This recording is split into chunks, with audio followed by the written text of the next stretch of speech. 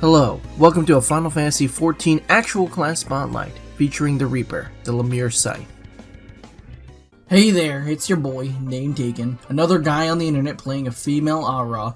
How original! Today we're going to be talking about the Reaper class in Final Fantasy XIV. Hey, did I steal this video style from Magikarp Useful Eye? I don't know. Did Biden say that poor kids are just as bright as white kids?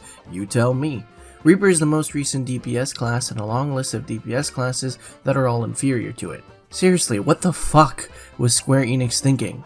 Ever wanted to play a class where you do more damage than the other DPS when they parse a 95 while you parse a 40? Play Reaper.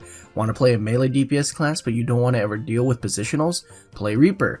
Have you ever just stared into the sunset and just wondered where did the time go, and then you realize that throughout most of your life you were a disappointment to your friends and family, and that you just wish there was some way that you could find gratification in this mortal coil that seemingly won't end no matter how long time passes?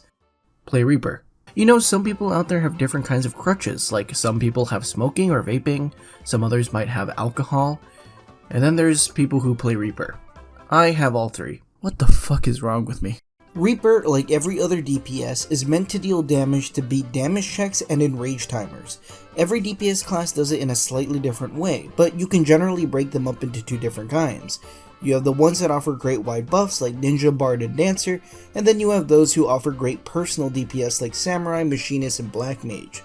Reaper is of the latter category, and to be honest, they do it way better than either Samurai or Machinist. Beyond that, I would also say that they're the easiest melee DPS class to play, because they hit really hard like a truck and don't really need to move as much as other melee DPS, because they only have 2 positionals in their kit, and to be honest, you don't even need to use them often enough for them to even warrant positionals. Let's talk about the honestly complicated sounding but actually not at all core kit to the class. Keep in mind, I'm only going to be talking about the single target stuff going forward, but just pretend that if there's a single target version of an action, there's also an AoE version of that action. You have 2 gauges, Soul Gauge and Shroud Gauge. You build up Soul Gauge by using your 1-2-3 combo, or you can use a charge of Soul Slice. Your standard 1-2-3 combo grants you 10 Soul Gauge per hit, while Soul Slice will grant you 50 gauge. What's it called when a Reaper makes a mistake by hitting their head really hard and gets a concussion? A repercussion.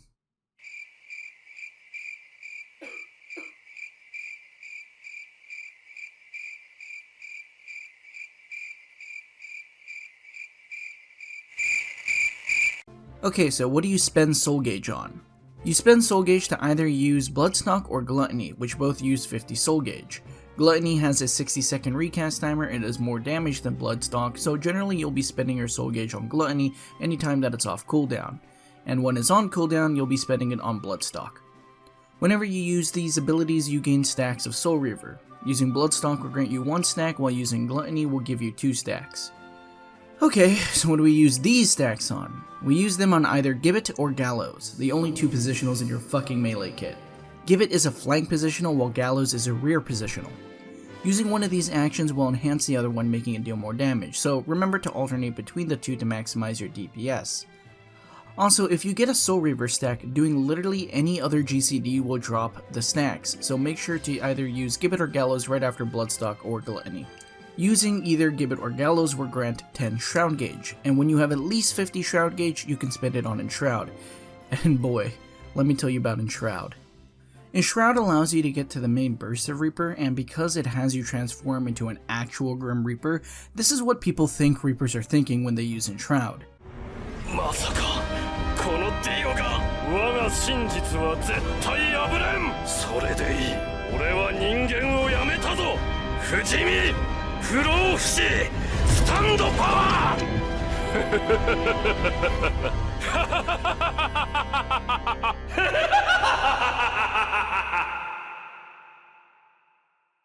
But actually, this is how it feels. First phase. Yay!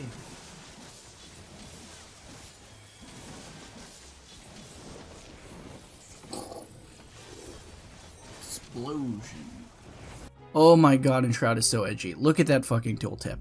Offers your flesh as a vessel to your avatar, gaining maximum stacks of Lemire Shroud. Holy shit, that wording sounds like the avatar is about to do some butt stuff to the Reaper.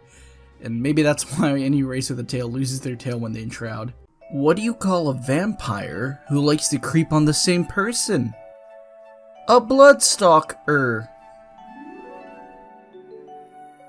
Can you, get off the stage? In Enshroud, you gain 5 stacks of Lemur Shroud, and access to further advanced versions of Gibbet, Gallows, and Bloodstock, called Cross Reaping, Grim Reaping, and Lemur Slice. Cross Reaping and Grim Reaping both give you 1 stack of Void Shroud, with every 2 stacks of Void Shroud giving you 1 use of Lemur Slice. So basically you alternate between Grim and Cross Reaping while you weave Lemur Slice between every 2 Lemur Shroud actions. Now we're coming to the level 90 capstone ability, Spirit Bomb.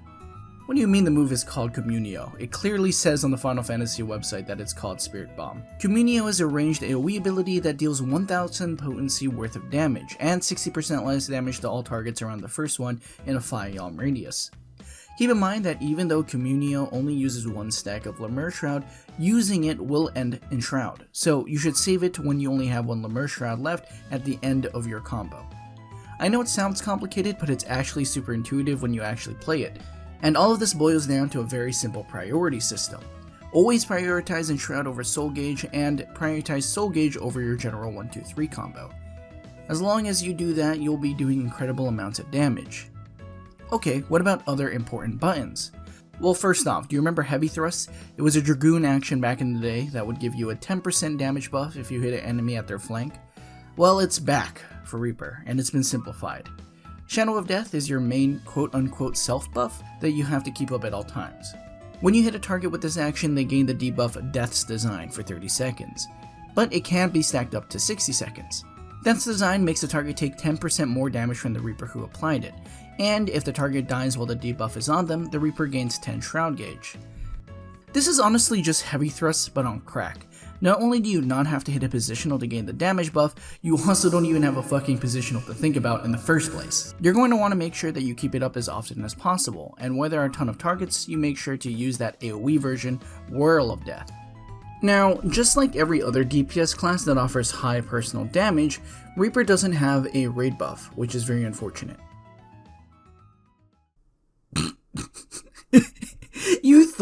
You actually thought Square Enix was done with making this OD piece of shit?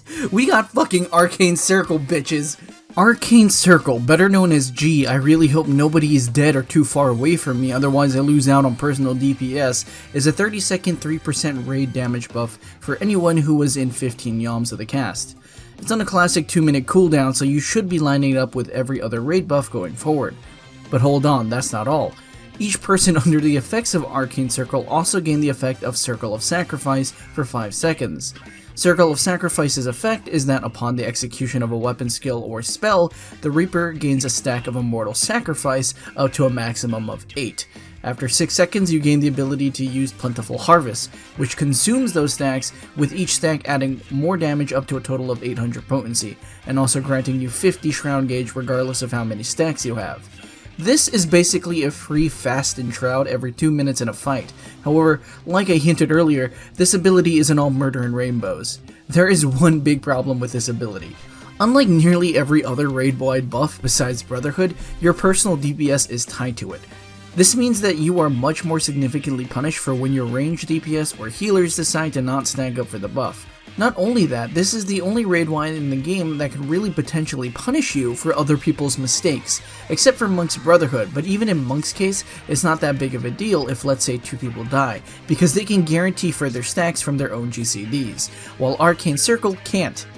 I say this because, like I mentioned briefly earlier, if someone is dead while the party is rolling out raid buffs, you lose 100 potency for each person who is dead. Of course, this doesn't matter much in optimized settings, but during prog, oh my god, I can fucking feel it like a monster can in my asshole. The chance of you being able to optimally use this ability in a pug is about the same chance that I have to admit that I have a micropenis. Very unlikely. Wait. Fuck. Honestly, if Square Enix wanted to make Reaper a Greek hero, well, they certainly made them fucking Achilles, because this shit is their heel. Reaper also has 2 different kinds of dashes, Hell's Ingress and Hell's Egress. Ingress allows you to move forward while Egress moves you backwards. Using either one will drop a portal from where you started, and using the opposite dash will teleport you back to that portal. Just be sure to not be too overzealous with it so you don't ram yourself into a wall, otherwise you're just going to be useless. Speaking of useless, let's talk about the most useless ability in the Reaper's kit, which honestly you can remove from the Reaper and they'd feel exactly the same. Soul Sow and Harvest Moon.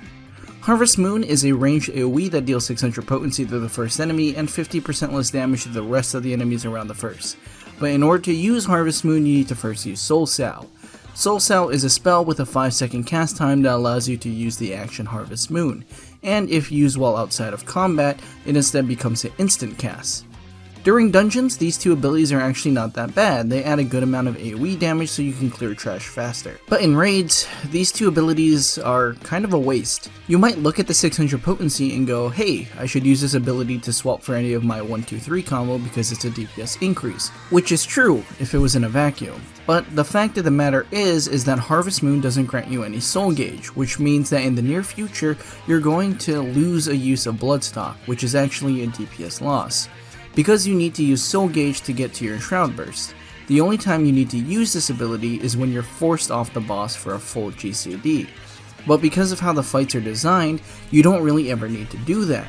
The only two instances I could think of where I needed to actually use Harvest Moon is only during certain patterns of P2S, P4S Phase 1, and EX Zodiark.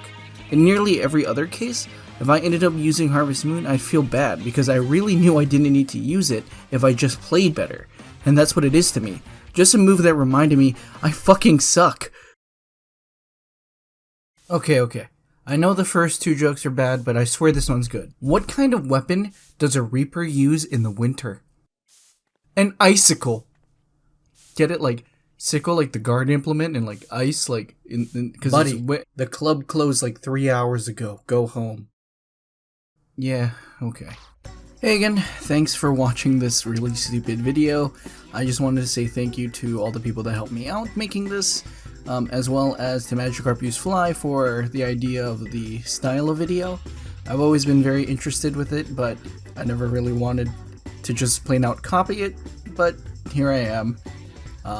Anyway, if you like this video, go ahead and please leave me a like and subscribe, and have a wonderful day.